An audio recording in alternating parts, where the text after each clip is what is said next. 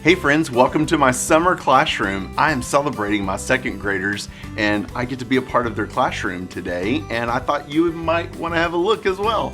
They do a great job in here and we are thrilled with how these boys and girls are learning the Bible.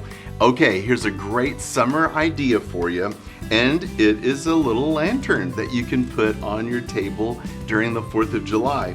So you're going to need a few things. First of all, you'll need a white sheet of paper, and it's just like a regular copy paper, but we've cut it down to be a 9x7. So it's sitting right here on an 8.5 by 11, so you can see how we cut it down. The reason is we're using these tennis ball cans. We have a great supplier from our tennis club that's local, and they provide all these empty jars for us all the time. And so this is a great activity that we get to use. And by cutting it down, we're able to slip it in here. And the nice thing is it doesn't overlap a lot, because when it overlaps, that's kind of when you get the dark line or something, and we don't want that. So by cutting it down, you'll be able to have a much better look. And then when we add our tea light candle at the end, it'll be able to flicker and you can see. All right, we got that part finished. So let's talk about how to make the part that goes around the edge. Isn't that fun? And I think you've probably all made these before, but we're gonna add some pressed out stars on this blue. So I've got some blue tape over here. It's just painter's tape. It's about 1 inch wide, maybe even over 1 inch. Look around and see what you have. I promise that will work just fine. And I'm gonna just put it right, I think you can see, I'm just gonna put it right on the edge of the red paper and smooth it out. Good. And I can trim off the excess in just a minute. This is low adhesive tape, so if it goes on wrong, you can always pull it back up. So when your kids make this, I think they'll be able to have a lot of success because it's very forgiving. You know, I've been running about 32 to 36 kindergartners on Sunday morning, so having an activity that we can talk through that has different parts that are not too difficult is really nice.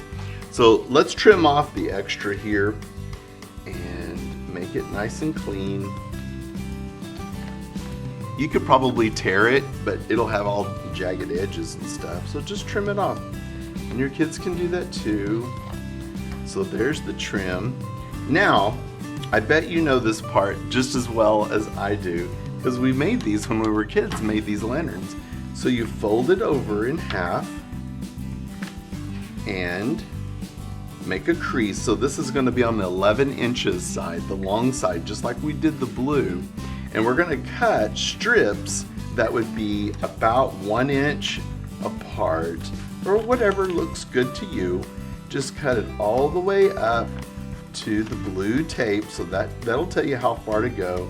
And that helps whenever you're guiding kids with what to do. Just cut it all the way up to the tape, because sometimes they cut short, sometimes they cut long, but if they have something to aim for, that helps a ton.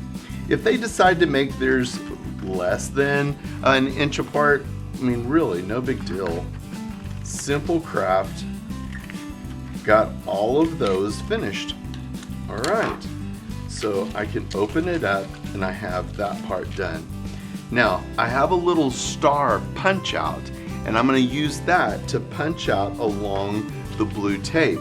Matter of fact, let's just try something. I bet if we double it over, slide that in, it's not too thick, and then punch it out.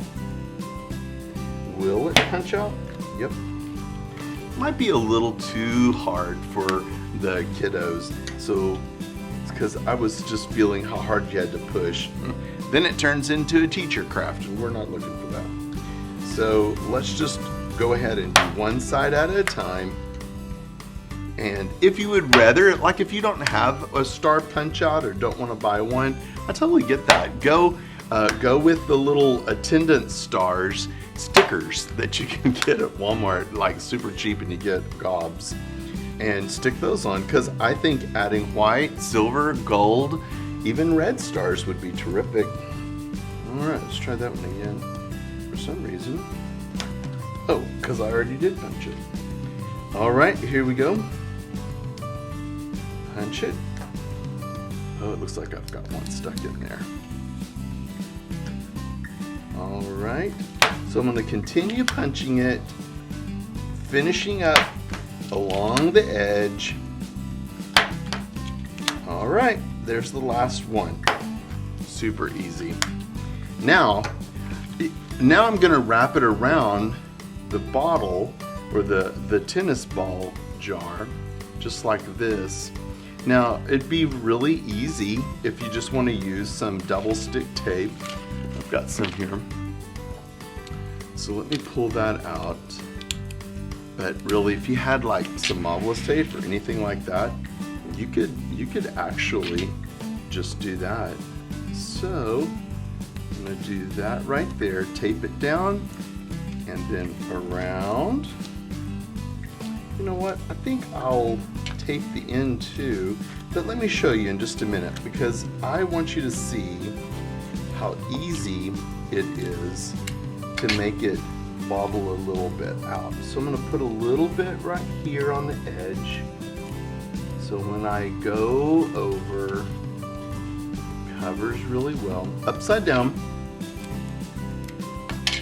And now I'm going to overlap right here. Now I can put a little bit right here on this edge to stick these together first with my giant fingers.